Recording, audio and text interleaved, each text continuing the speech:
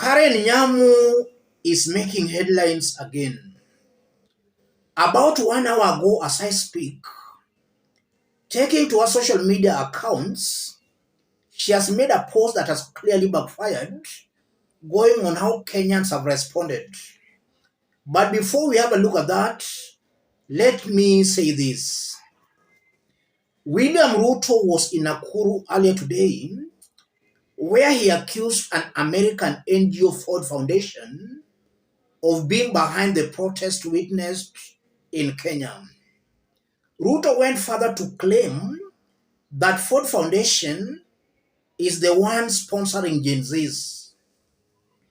That did not go on well with Kenyans, who reminded Ruto of this. Soros, son of George Soros of Ford Foundation, during the dinner the president had recently at the White House, so is Ford the funders of Gen Z demos.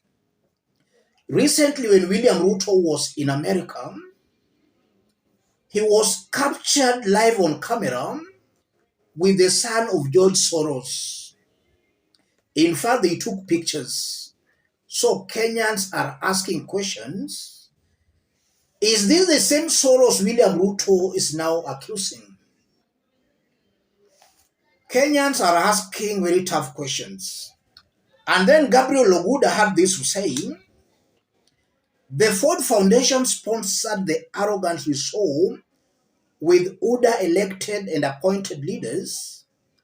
The Ford Foundation sponsored the Draconian Finance Bill 2024-2025.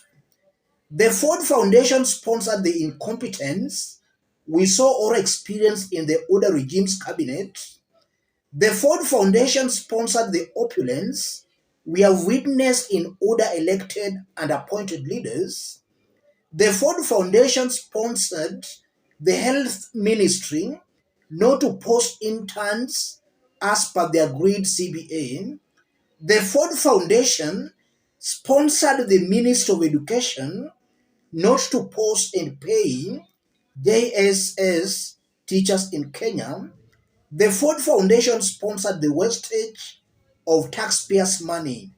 Aki Ford Foundation, nyinyi Kenyans are just trying to tell Ruto that the incompetence witnessed in his government is what led to the Gen Z protests. It has got nothing at all to do with the Ford Foundation. Let's now have a look at Karen Nyamu's post that has clearly backfired. Karen Nyamu, when President Ruto started to ask the hard questions on the global stage, pushing his wish for reformed IMF and the World Bank, all the two be replaced by a body that treats all nations as equals, lobbying for the expansion of the UN Security Council, calling for adoption of a singular currency for African countries, and other anti-Western hegemony recommendations, I found myself telling God, please protect our president. We know what they have done to countries with the woke African leaders. Why in the middle of low cost of unga, dollar, rate improvement, and setting Kenya on a recovery path, they are passing around? That's Karen Nyamu. So Karen Nyamu might be trying to lay some accusing fingers on some powerful forces. And if you look at that post by Karen Nyamu, she's reading from the same page as Ruto. They are trying to find somebody to blame.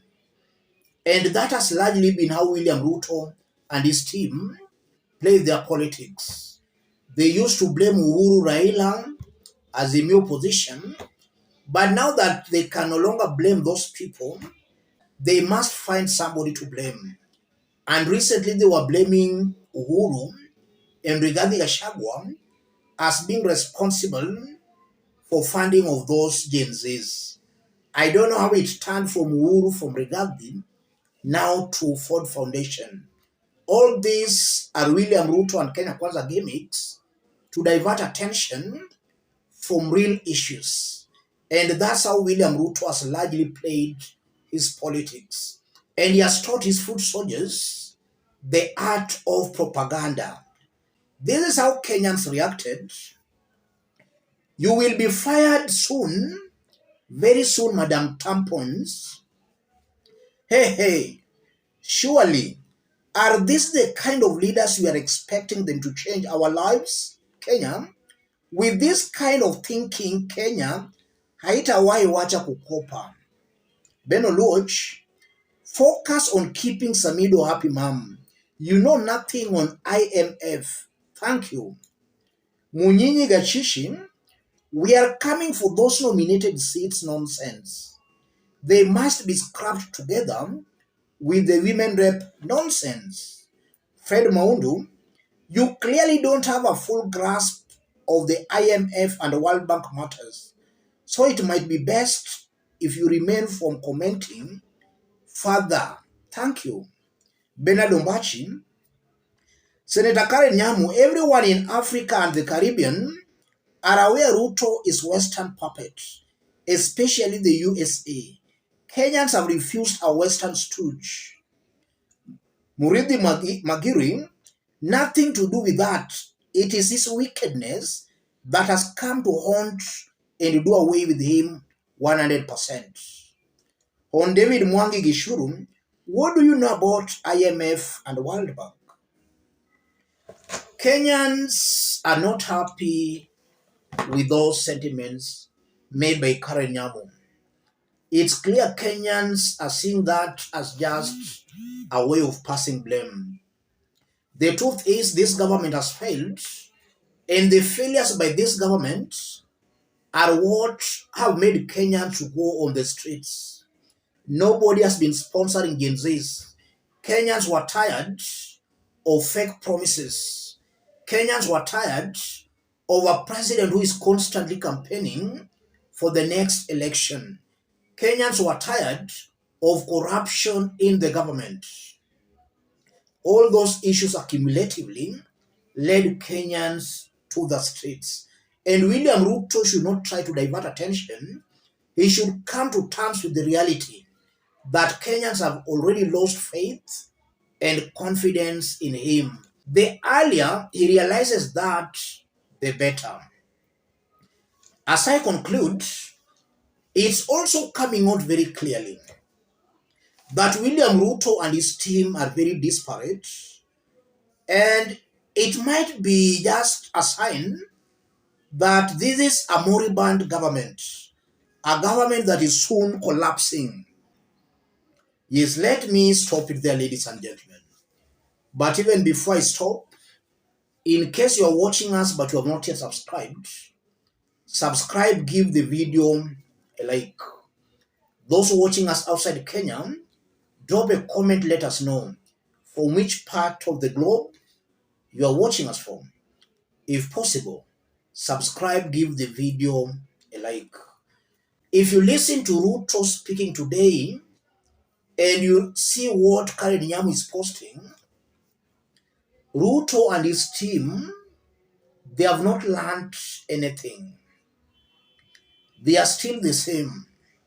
And this is why I strongly believe that eventually William Ruto will be summoned by ICC, because already life is very difficult, and in the coming days, it's only but going to worsen, and Kenyans will still be going for Ruto. All these things are just helping in building emotions against Ruto.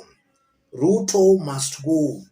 And we also know that tomorrow, Gen Zs will be holding countrywide protests. So Ruto is not yet out of the woods. Let me stop it there, ladies and gentlemen. Thank you. God bless you.